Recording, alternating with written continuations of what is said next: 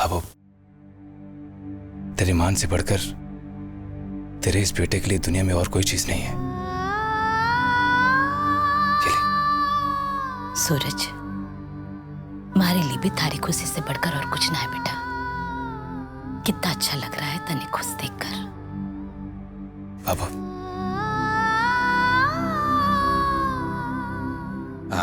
अब ये तो नाइंसाफी है। बट ये मने समझ में नहीं आ रहा, बेटे को जब प्यार जताना हो तो माँ ही क्यों दिखे? हैं? बाबा साहब ऐसा कुछ ना है। तो अरे थारे हाथ की रबड़ी खाने के लिए थारे से नाराज होके मुंह फुला के बैठना पड़ेगा क्या मने? बाबा साहब, अब इस घर में कोई भी किसी से कभी नहीं रूठेगा। सबे हमेशा प्यार बना रहे। बस ये लीजिए, आप भी खाइए ना।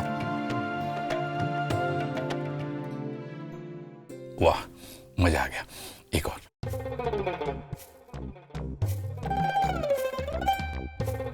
खा लिया ना? लो, इसी को सीना था ना? पहले उधेड़ो, फिर मैं सीऊंगी। खोलो। लो।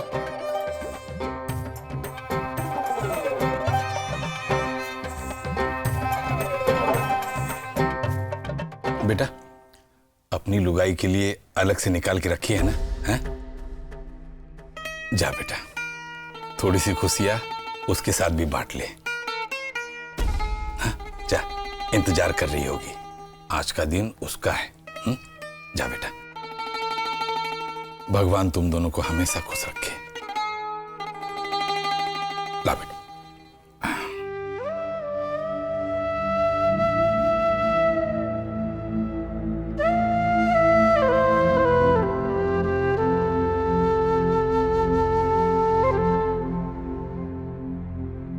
जब तक ये काम निपटा रही हैं, मैं इनका तोहफा दुकान पे जाकर तैयार कर लेता हूं।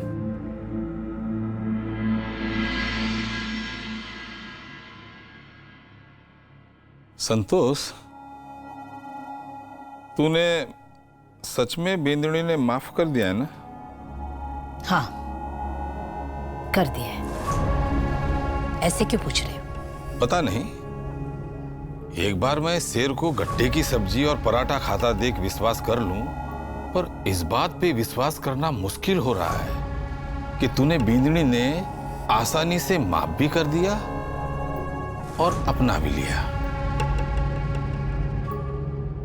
काम धाम तो कुछ नहीं है ना आपने, खाली दिमाग है। बैठे बैठे लोटे में मगरमच्छ ढूंढता रहोगा। ऐसा कुछ भी ना है। संतोष, जे ऐसा नहीं है तो हमारी तरफ देख कर बोल। मैं तने अच्छे से जानू हूं, तू हमारी आंखों में आंखें डाल झूठ को नहीं बोल सके हैं। नहीं किया उसे दिल से माफ। खुश हो गई तसल्ली?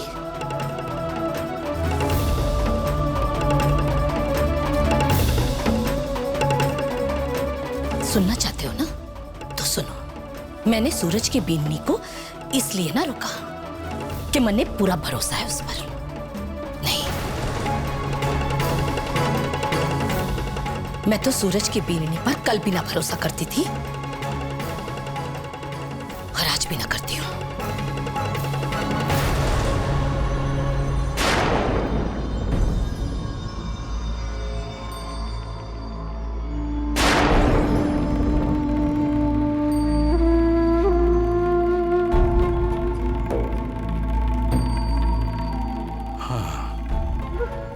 तो शक सही था हमारा, पर तने भरोसा ना था तो उसे रोका क्यों? उसकी सच्चाई दिखी इसीलिए तो कदम उठाया ना तुमने? मैंने सिर्फ और सिर्फ इसलिए रोका उसे क्योंकि आज की तारीख में उसे दोषी ठहराने का कोई सबूत ना था हमारे पास। उसकी सच्चाई सबके सामने लाने का कोई सबूत ना था हमारे पास। हमारा दिल तो कह रहा था कि वो झूठी है, दोषी है, पर दिल के सहारे तो मैं हमारे छोरे से ना कह सकती थी ना कि थारी बीवी दोषी है, उसे घर से निकाल दो। संतोष, मैंने कुछ समझ में कौन नहीं आ रहा है। मैंने घबराहट हो रही। संतोष, हमारी छाती पर पहाड़ रखकर उसे इस घर में रोकना पड़ा मुझे। आप न जानो हो कि कितनी तेज है वो मीना की तरह ना है कि चोरी पकड़ी जावे तो हाथ पैर फूल जावे और जबान में आटा पड़ जावे। बचपन से ही झूठ छुपाना जाने है वो। नए नए खेल सोचने में तो 1 मिनट ही को नहीं लगावे वो। देखा को नहीं आप? संतोष, वो थारी बींदनी है। मासा के सामने कैसी बाजी पलटी वो। माँ ने चुप करा दिया। संतोष, वो तो उसने सबके भले के लिए किया था ना। जब सूरज ने पति का अधिकार न देने की बात खोली तो वो तो बोली सो बोली, पर अपना छोरा वो भी ऐसे प्रेम के उपदेश दिए माने कि बाबा भी सत्संग में ना सुनाई पड़े होंगे। ये भी हमारा मुंह बंद करवाने की तो बात थी कि देख ले बाबू रे, 26 साल तूने अपने छोरे को पल्लू में बांध कर रखा था, पर माने तो 26 महीना ही को नहीं ला गया थारे पल्लू से खोलकर मारे पल्लू में बांधने के लिए। थाने में रपट लिखवाई मारे नाम की, पर हमारे पास तो कोई सबूत ना था ना, कहीं साबित करती। चुप रह गई। संतोष, तूने अभी लगे कि वो काम उसने किया था। फिर ये हार मैंने चुप करा दिया। न जाने अचानक कट्ठे से आकर साड़ी से निकल पड़ा। संतोष, अब क्या सबूत बचा है? इतना सब कुछ हो जाने के बाद तुम्हारा कोक जना ही मारे से पूछता के भाबो, हमारी बीननी तो दोषी ना है, फिर हमारी बीननी ने घर से क्यों निकाली? अरे चोरी के सामने निशान न मिला बाती में। सूरज की बीननी तो चली जाती, भले ही मारो छोरो अठे रह जातो, पर उसकी आत्मा तो उसके साथ चली जाती ना। दरार पड़ जाती माँ बेटे के रिश्ते में।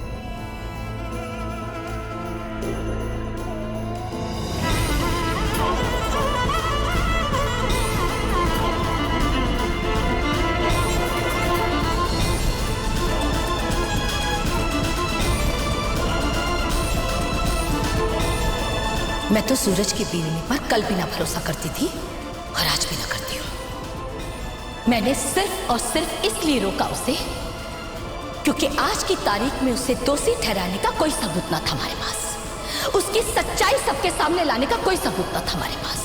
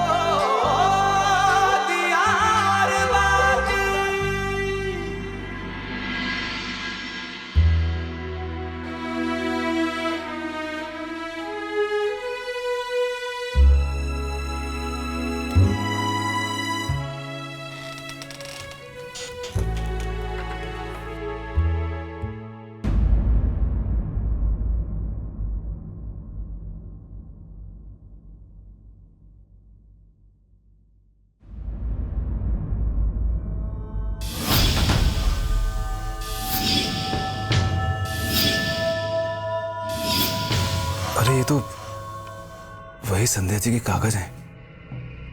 एक काम करता हूं, डिब्बे के साथ ही दे देता हूं।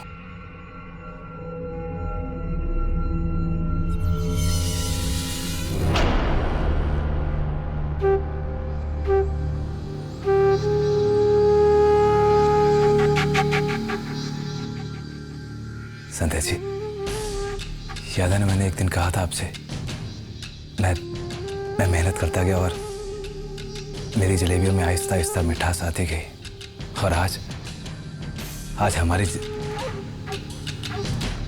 आपकी जिंदगी में आपकी की हुई मेहनत वैसे ही मिठास लाई है।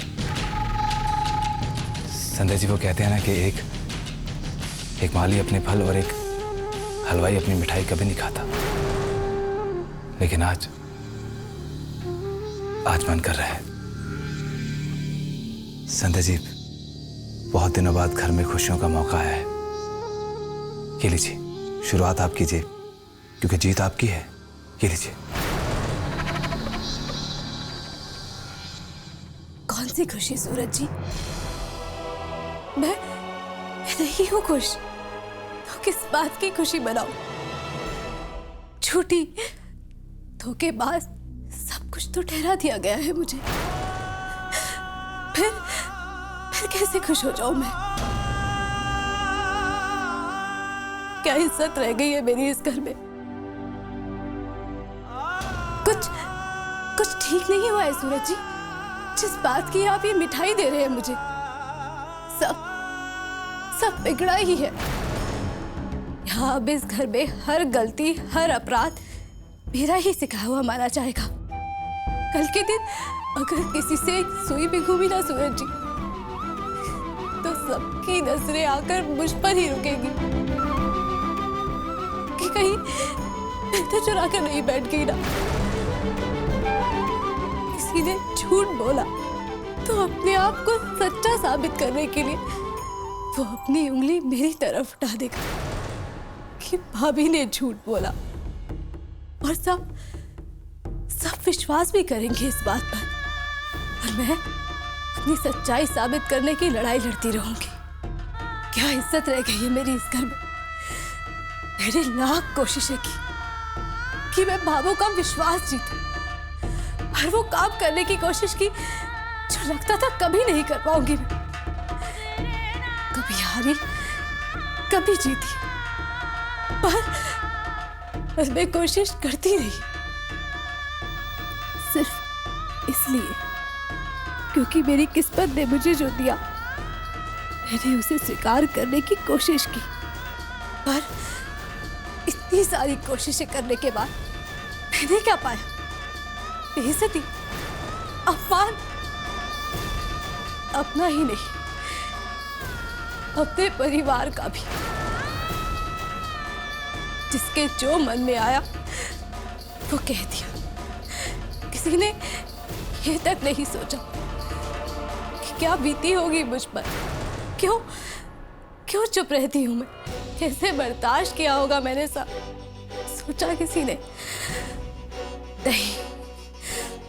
मोहित ने कहा कि लैपटॉप मैंने अपने कामों के लिए मंगवाया है, तो कितनी आसानी से उसे सच्चा और मुझे झूठा मान लिया। कामों का अपने बच्चों पर से विश्वास ना टूटे, इसलिए मैं भी चुप रह गई। जब मैं 250 रुपए में सब्जी नहीं ला पाई तो मुझ पर यह इल्जाम कि मैं अपनी सहेली के घर गई और उसे यहाँ लेकर आई घर वालों का अपमान करने के लिए। मैं जिससे ज्यादा अपमान का बोझ और कोई नहीं उठा रहा होगा, वो परिवार का अपमान करवाएगी। हमारे बीच बंद कमरे में क्या होता है या क्या नहीं, उसे पूरे घर वालों के सामने, बाबा साहब के सामने बोलना ठीक नहीं था। पर मैं फिर भी चुप रही। सब सहा और फिर कोशिश की मैंने, और फिर टूटी जब मुझ पर चोरी का इल्जाम लगा। उस इल्जाम में सिर्फ मैं नहीं, मेरे भाई तक को घसीटा गया। कब तक मैं ऐसे ही टूटती रहूंगी और अपने आप को समेटती रहूंगी?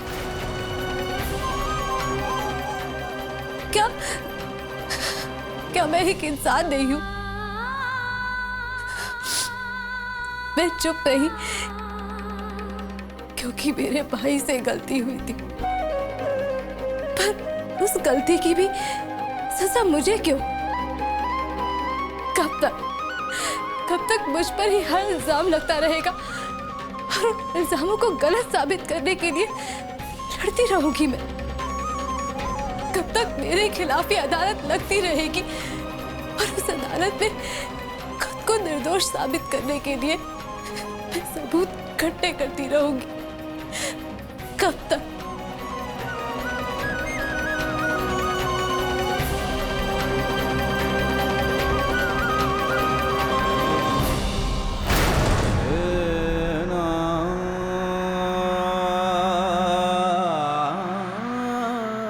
संध्या जी, ये आप क्या कह रही हैं?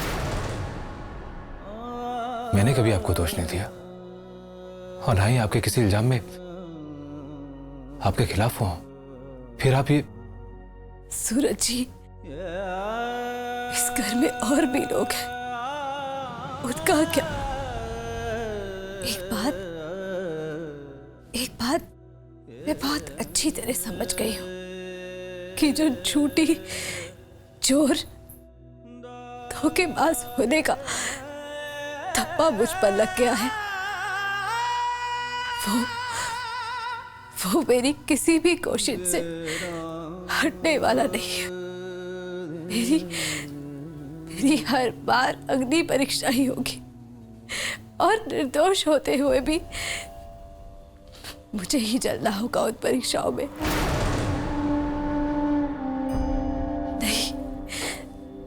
नहीं सूरज जी, नहीं है मुझ में इतनी शक्ति कि जलती भी रहूं और खुश भी रहूं।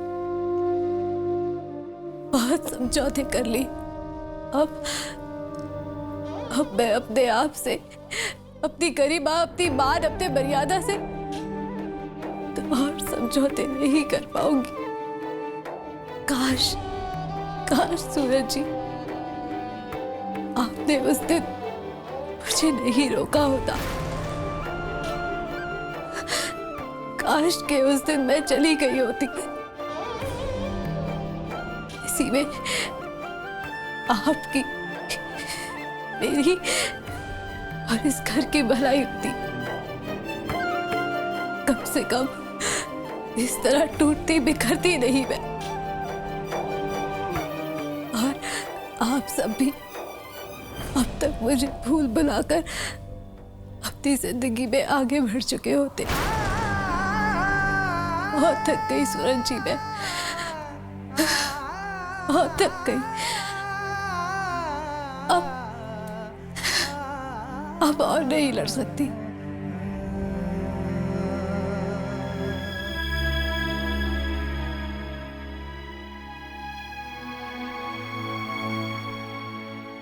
संध्या जी, नहीं सूरज जी, अब आप मेरी और मदद मत कीजिए।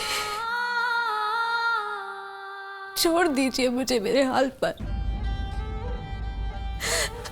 छोड़ दीजिए मुझे मेरे हाल पर।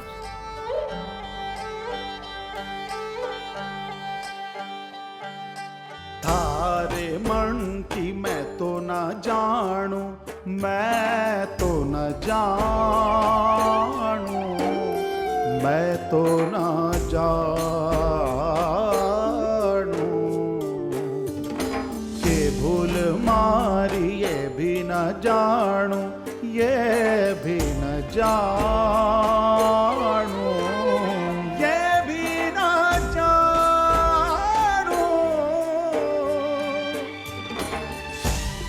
तकदीरों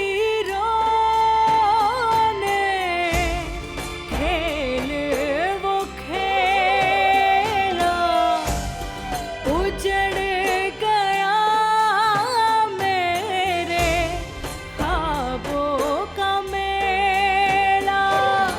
क्यों है अपना ये साथ अधूरा, क्यों सूरज ये ढूंढे सवेरा। कभी होगा ये मिलन, क्या बनेंगे कभी साथी। ये दिया और बाती हो, दिया और बाती हम हो, दिया और बाती हम। आपके मनोरंजन पर अब नहीं लगेगा कोई ब्रेक। स्टार प्लस के बेहतरीन शोज देखने के लिए लाइक, शेयर और सब्सक्राइब करें स्टार प्लस यूट्यूब पेज को।